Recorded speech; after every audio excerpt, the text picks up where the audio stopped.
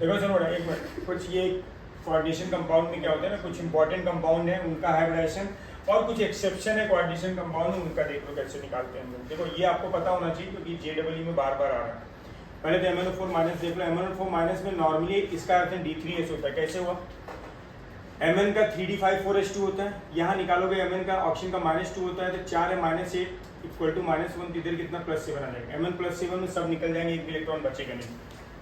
कितने लिगेंड आने हैं? 4 लिगेंड आने हैं। चारों देखो D खाली तो अंदर भरेगा, 3 D यूज होगा। बस ये बात जरूर ध्यान रखना, n-1 मतलब ये 4s n है, इसके पीछे n-1 है, इसमें dxy dy और dzx ऑर्बिटल यूज होते हैं और एक s यूज होता है, इसलिए 3 D यूज हुआ, D3 और एक s यूज हुआ, तो हाइड्रोजन होगा D3s।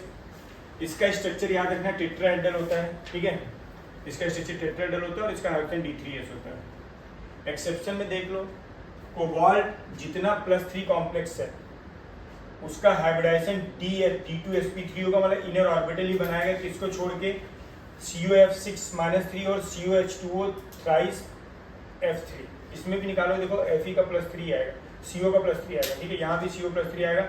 लेकिन फ्लोरीन और 3 वाटर हो गए और 3 फ्लोरीन हो गए, उस समय दोनों में sp3d2 होता है। इंपॉर्टेंट है, डायरेक्ट ध्यान रखना, टाइम बचेगा आपका। एटॉमिक नंबर 24, 25, 26, 27, 24, 25, 26, 27 के साथ अगर 6 लिगेंड लगे हैं लेकिन ऑक्सीडेशन नंबर सेंटर एटम का +2 होना चाहिए, उस केस में हाइब्रिडाइजेशन स्ट्रॉन्ग आप छोड़ी दो, अमोनिया 6 अमोनिया जो कि स्ट्रॉन्ग होती है पेयरिंग कराना चाहिए।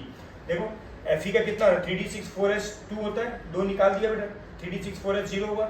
अगर बच्चे को नहीं पता क्या करेगा, अमोनिया को अंदर ले जाएगा, अंदर अमोनिया स्ट्रॉन्ग है तो 6 लिगेंड, इसमें 6 इलेक्ट्रॉन है, इसको अंदर कर देगा, अंदर करके 2 डिब्बा खाली हुआ तो बोलेगा D2sp3। लेकिन ऐसा नहीं होता, बेसिकली +2 का जेड इफेक्टिव बहुत कम होता है। जेड इफेक्टिव बहुत कम होगा ना, तो उस केस में, इन केस में अमोनिया के साथ वो स्ट्रॉन्ग की तरह बिहेव नहीं कर पाता, तो इसका हाइड्रोजन क्या हो जाएगा बोलो, बाहर से इलेक्ट्रॉन भरेंगे, अंदर का D यूज नहीं हुआ, इसलिए हाइड्रोजन sp3d2 होगा, याद रखना इंपॉर्टेंट है।